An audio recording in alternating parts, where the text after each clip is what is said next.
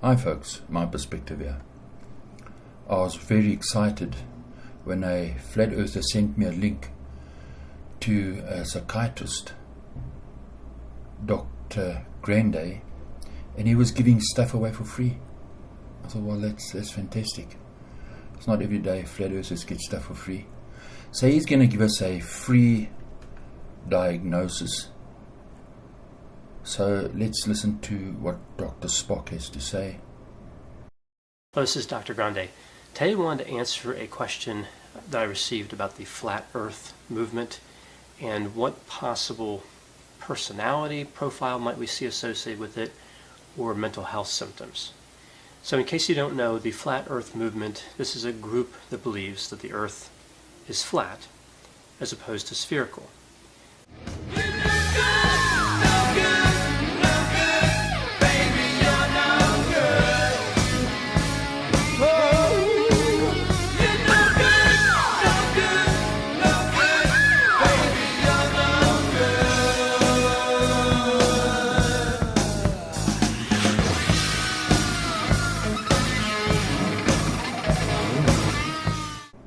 The fact that we also believe the earth's not spinning, will take that spinning dizziness away, should help make his diagnosis more accurate.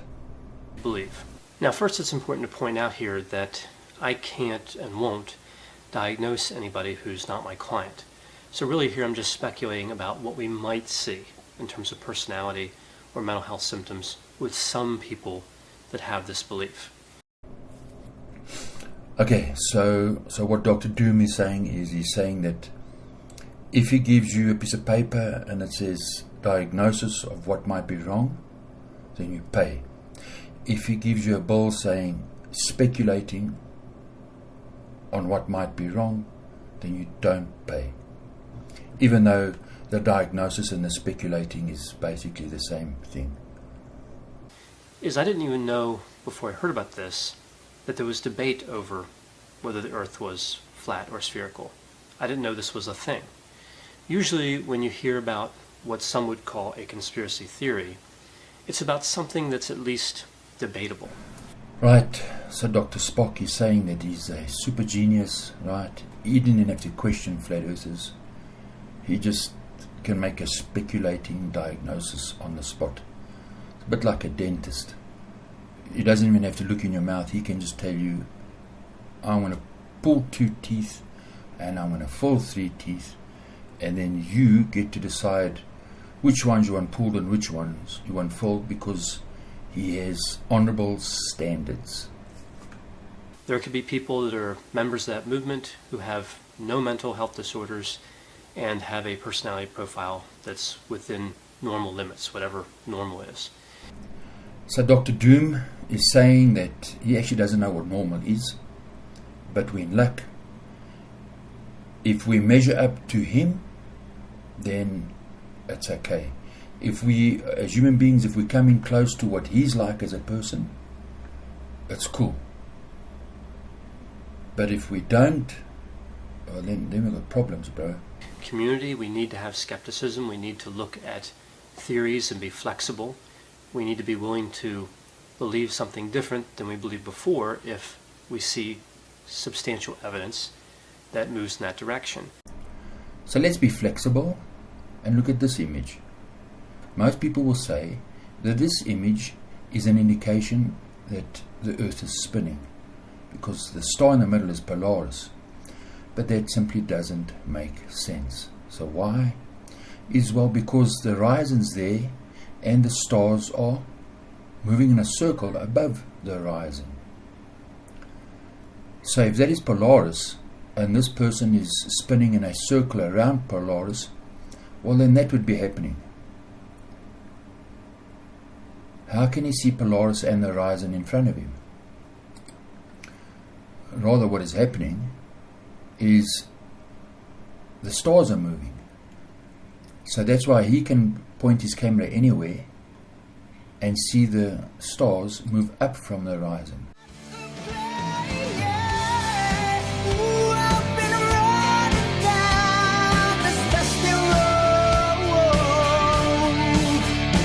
Ooh, the wheel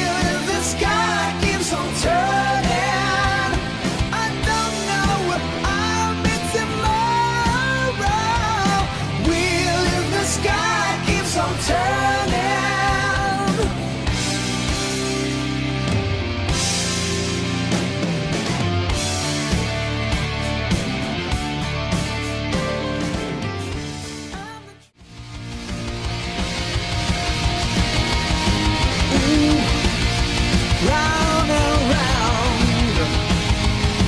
Ooh, round and round.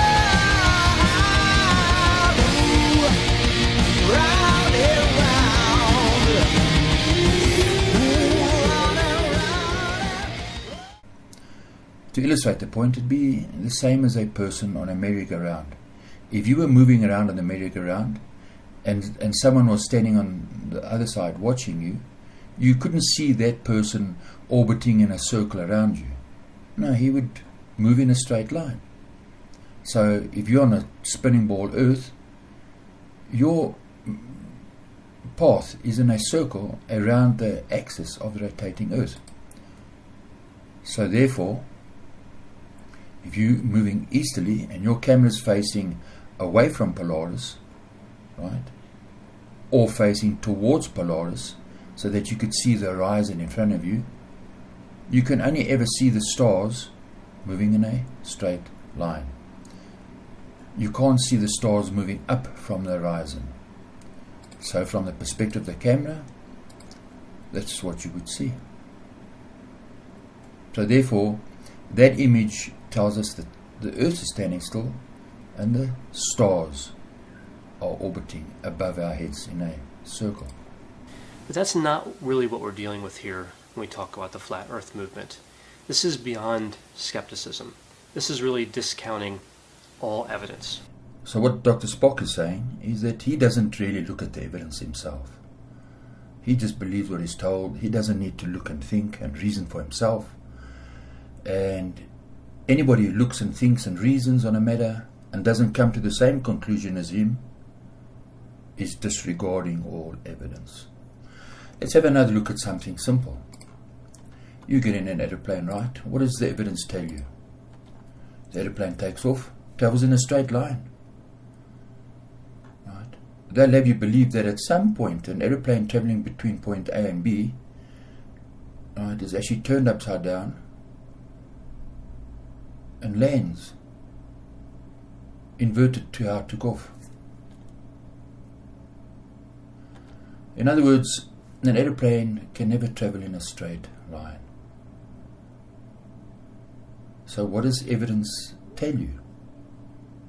That this is not true. That if you travel in an aeroplane between point A and B and it's a straight line, the Earth has to be flat. It's simple. And that we're being lied to. That the system is not your friend. The system is not about revealing truth. It's about hiding truths. And you need to understand that. Right, now we're going to watch a video clip, and I want you to look carefully and reason on what you're seeing.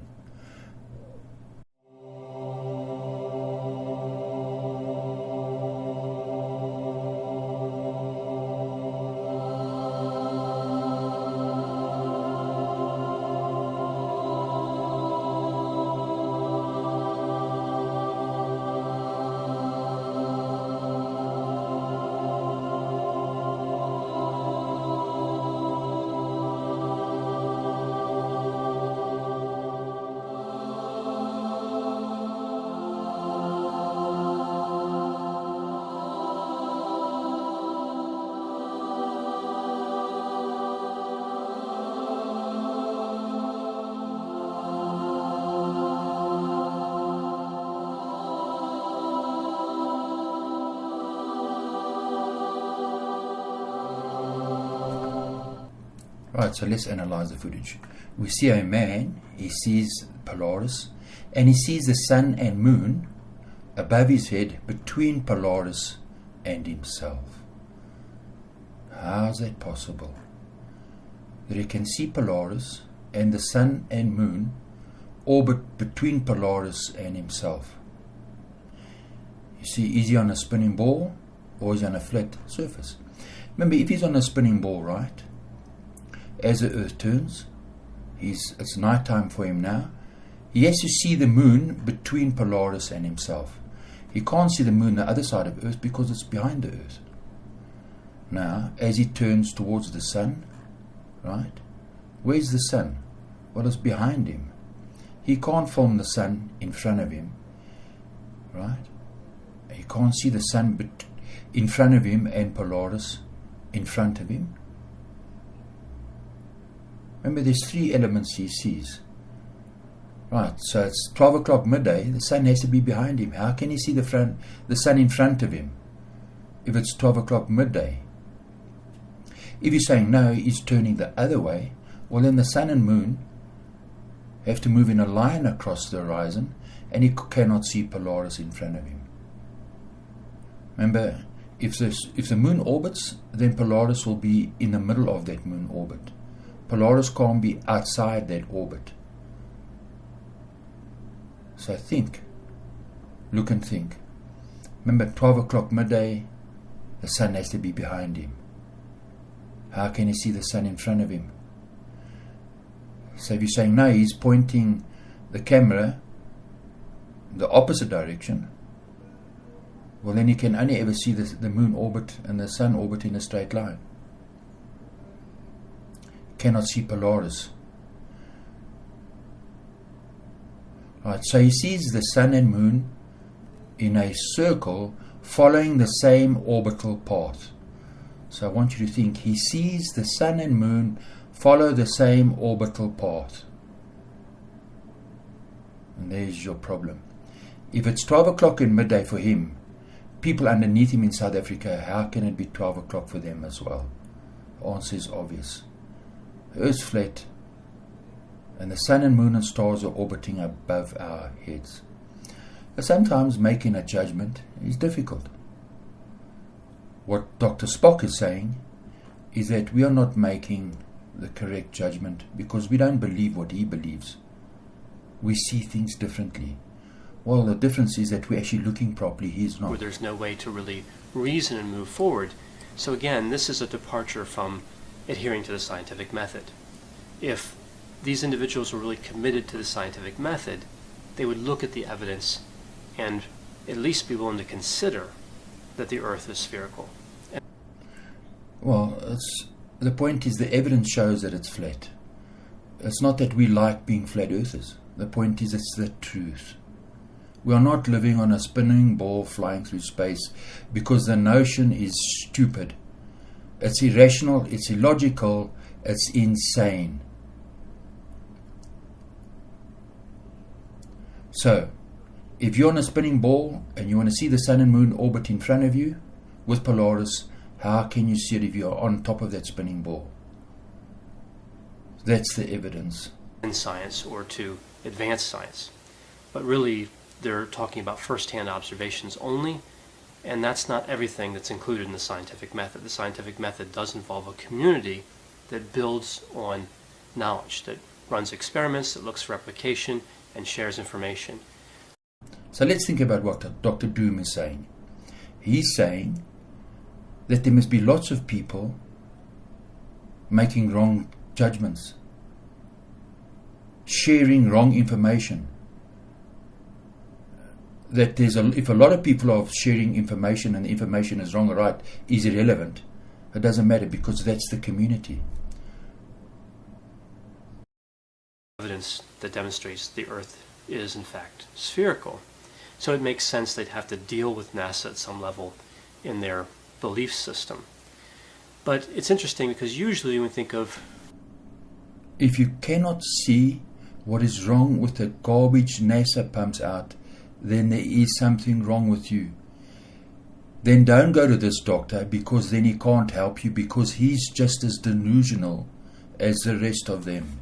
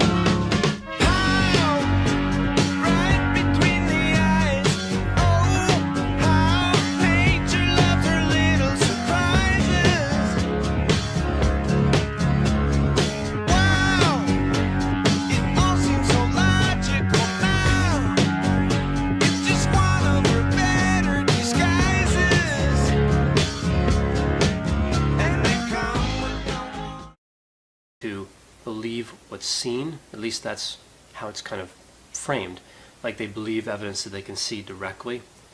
Well, this is a pretty high burden of proof. A lot of us believe things that we can't see directly. We, at some level, take people's word for it. We take the word of scientists and other experts, but many people wouldn't have first-hand knowledge that the world is spherical. So this is a really high burden of proof, and they use what they call science, these experiments, in essence, to try to beat science. They would probably... Right, so Dr. Spock here is playing a two-sided ball game. He's playing both sides of the field. Right. Do you understand? It's just a con. The point is also that the numbers are not an indication of what is true. Let's have a look at this man. His name is Bernie Madoff. Right? He ran one of the biggest Ponzi schemes out, and he took many people for billions. When his empire collapsed, people were shocked. They said, how's it possible that he could have had a building, huge staff, and not one of them knew what was going on? Well, the simple truth is, there must have been people within his empire that knew what was going on. Sure, the majority didn't understand. But the point is, all of his clients were deceived. All of them. Now, this is Harry Markopoulos. Now, Harry, he was one of the very few people who saw through Bernie Madoff's Ponzi scheme. He tried to warn people. And he was labeled with a personality disorder. He was an obsessive compulsive. Right? But the fact is, why? Because he saw the truth. He did the math, so the math added up on paper. But when you compare the math to reality, there was a problem. Bernie Madoff's investment and returns on investment didn't match the reality in the business market. So something was wrong. Now, Harry had the guts and the courage to speak up. In fact, if you look at this man, he had a lot of courage. He was one man against an empire that was worth billions. So he was afraid for his life. That speaks a lot about this man's character, right? And sticking to the truth. Well, eventually he was vindicated. Now, Bernie Madoff, right, apparently, when they asked him, what went wrong, well, he blamed his clients. He said they were greedy and full of pride and didn't bother to do their homework properly. Well, that might be so, but it doesn't excuse you for what you did. You lied. You were deceitful and you lied. Now, it's not about the numbers, right? It's about reality. What is real? And reality can escape people. They can come with math, numbers and figures and calculations that have no connection to reality, as in the case with Bernie Madoff. So in the case of the flood, right, 8 people survived and an entire world was destroyed. It's about looking at the evidence and understanding what the evidence indicates, right? And not everybody has that ability. Most people are blind. Compared to what we actually know from science. So the last thing I'll cover here is really what I initially thought when I heard the flat earth movement. Remember, I initially thought that this can't be real. I didn't know this was a thing. I thought maybe this was a group of individuals who just wanted to call attention to how quickly we believe in what's popular, what's held by conventional science. We don't really question it, we just believe it. Turns out that doesn't seem, again, to be what this movement is about, but I think it's still an interesting point. Now, I don't know if pompous ass is a symptom, but he sure suffers from it to a severe degree. Right? Now, listen to how delusional this wimp is. Somebody's making money.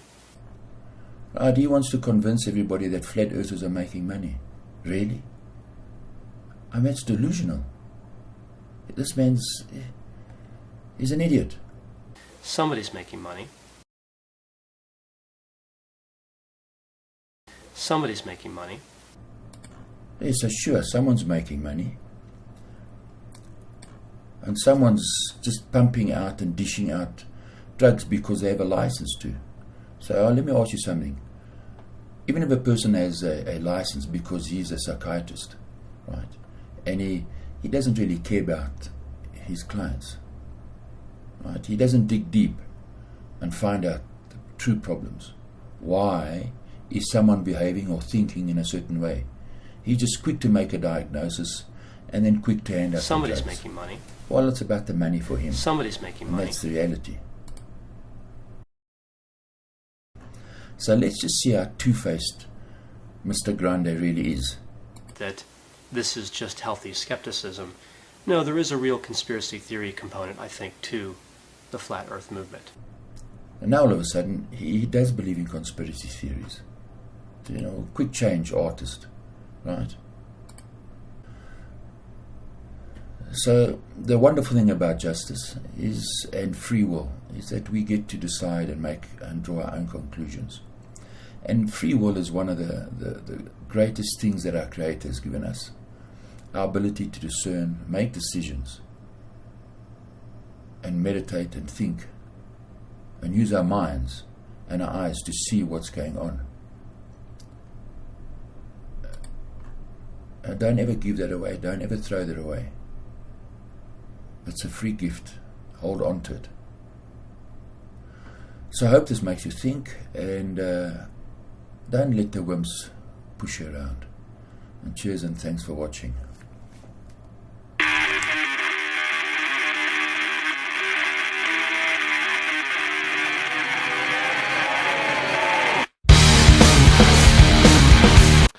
But let me first introduce you to something interesting, an interesting observation. When people, teams, and organizations, whenever they hit a wall, they tend to do one of two things. They either do more of the same things, or they do less of the same things. But what you very seldom see is that they start to do different things instead. And it's interesting, if you look at the data, approximately 3% of people are inclined to even do different things. And the remaining 97% continues to smash into the wall, like some kind of crazy energy bunny on steroids.